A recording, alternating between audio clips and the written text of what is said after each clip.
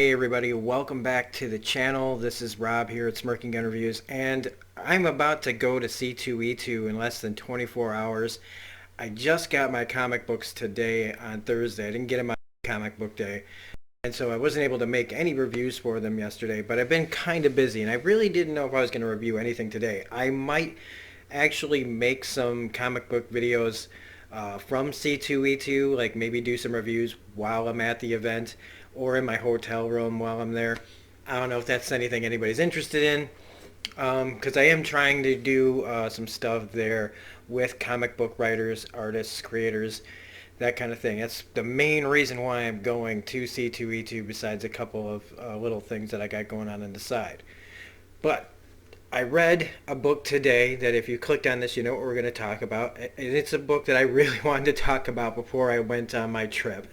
And so the one book I'm picking to talk about before I leave is Batman Curse of the White Knight, issue number 7 by Sean Gordon Murphy, who is going to be at the event, and I can't wait to meet him and tell him what a great book he's got on his hands. Just like White Knight was incredible, and I do think that this is the best Batman story going right now.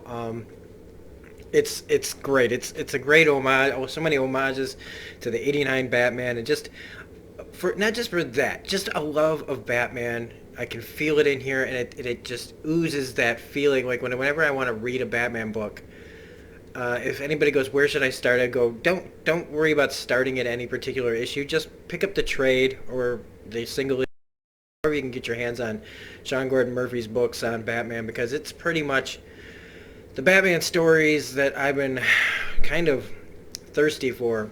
And issue number 7 doesn't disappoint again. I believe the penultimate issue of the series. I think it's only 8. I don't. If it's 10, great. I don't know. But in this cover, I love that it's, if you really look at it, it's nice and thick and slick.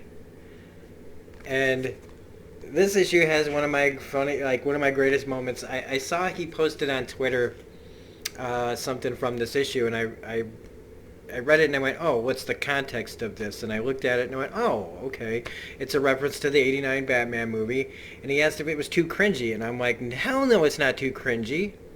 It's not too cringy, man. I loved it when Michael Keaton did it in the movie, and I like how he uses it in this. And so let's talk about Batman Curse of the White Knight in issue number 7. I love this opening.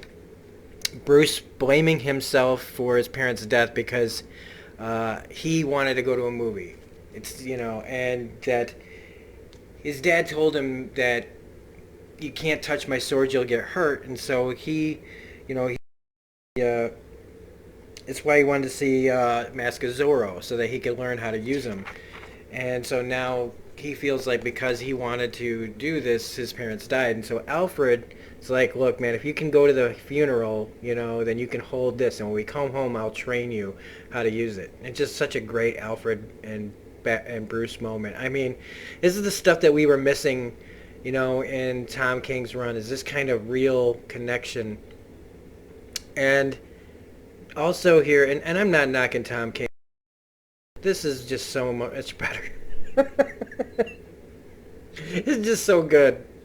And the next page is Bruce talking to Harley as Batman and telling her, I know I'm a fraud. I'm sorry that, they didn't want to tell him. Her and Jack didn't want to tell him because they were afraid of what it was going to do to him. And he's basically, I'm a fraud, kind of, but being very Batman about it. And I'm going to end this. I can't be Batman anymore. I got to be something different. I got to trust Gotham. And she's asking him if he can really do that. And what do you have left? He's like, I'll have nothing left after this. It's just going to be, I'm just a guy now. And she's like, well, you'll still have your friends. You'll still have me. And it's, even though that's so weird to hear from her, it fits for this story. It fits for this version of the Batman universe. Next page, we got that great picture of Azrael doing a backflip off of something.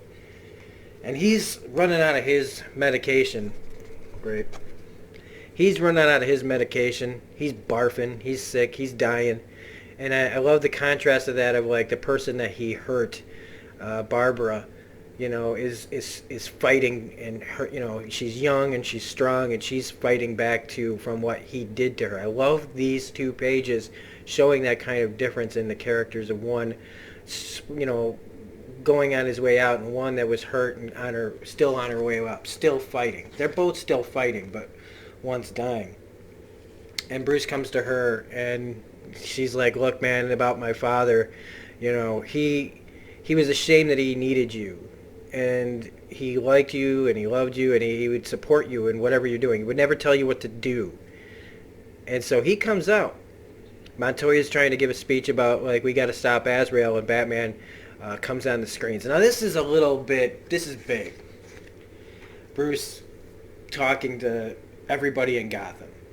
It was the one thing that felt like, wow, I don't know if I'd ever really seen Batman do anything like this, but the reason it's happening is because he's quitting. He's stopping being Batman, so it's like basically, fuck it. All the cards are out on the table. All the cards are coming out on the table. It's his big coming out party where he reveals he's Bruce Wayne, but that he needs permission one last time from the citizens of Gotham to be Batman, and he wants for nobody else to get hurt, to stay off the streets until I get him. And it's just so cool. And so Montoya comes at him, and like, hey man, I didn't need your help during this, but he's like, look, this is the best plan we have. You want him stopped. I'm going to turn myself in after this because I'm not above the law either. But we got to get him, and this is how to do it. And so he's like, everybody else has got their positions, right? So, we don't need we need to close down the airport subways. He's got Harvey Bullock on that. He's got other people keeping an eye on security cameras throughout the city, and and Barbara's going to be in a car, and he says he'll be in the Batmobile, and all of them have basically been destroyed but one, and this is just. So there's the freaking '89 Batmobile sitting there, and I'm like, oh snap! Now I know what this is coming from, and this thing is decades old. You really think, this guy's like state of the art strength and everything else. You really think you're nuts to go in there. And he looks in there, jumps in and goes, let's get nuts.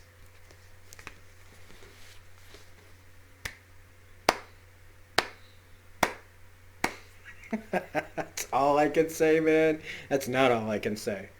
Because that was the cringy moment he thought he was putting in here. And that, I'm sorry, is nuts. Because he's like, this one's always been my favorite. Azrael's suit is state of the art, and that thing is decades old. Are you nuts? Foosh. Thwomp. Let's get nuts. That wasn't corny or cheesy at all. That was awesome, and I love it. I love that that's in here. And that's pretty much like near the end of it. Like the old engines flaring up and shooting off. And Nightwing asking, hey, what are you planning on doing to him? Because Batman doesn't kill. He's like, I'm not Batman anymore.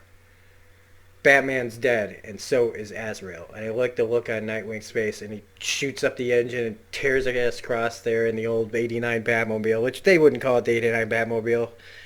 He'd just call it some older version of the Batmobile.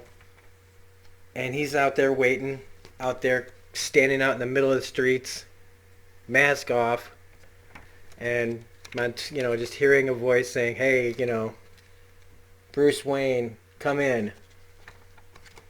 And she comes on the big old screen saying that they've spotted him, and he takes off into the night for his confrontation with Azrael. This puts other books to shame. Black Label is killing it once again. They're putting the best Batman stories out there. I'm not knocking Tinian stuff either. Tinian's doing pretty good. But for my money, Batman Curse of the White Knight is the only Batman book I need. I wish that they could just continue this, but there's something special about it too, that that's telling the story not quickly. I mean, it's like it's taking like an 8-month story, and if you count White Knight, like 16 months. And with some of the one-shots, like the Von Freeze in there, it's like 17 months. It's a long story, and it's a nice personal story. It's a nice alternate story, and this is one of the stories that I prefer, and I can't wait to see how it finishes off.